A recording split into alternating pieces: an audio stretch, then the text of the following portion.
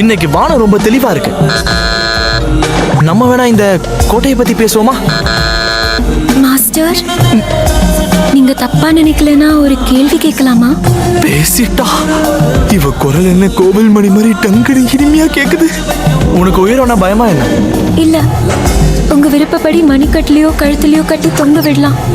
நான் உன்னை கொல்ல போறத பத்திலாம் பேசல.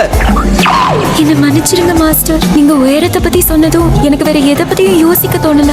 இவள என்ன பண்ணா நம்மள நம்புவா? டேய், அந்த பொண்ணோட கைய பிடிச்சிருக்கியடா. இப்ப விட்டா கண்டுபிடிச்சிருவா. கண்டுக்காத. இப்படியே பிடிச்சாலும் அசிங்கமா நினைச்சுப்பாளோ. என்ன ஒரு சத்திய சோதனை. ஆனா நல்லாதான் இருக்கு.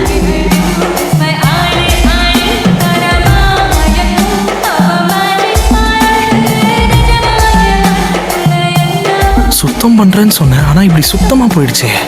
சரி, ஓகே. அவ பயப்படுற மாதிரி எதுவும் இல்ல. அது வரைக்கும் சந்தோஷம்.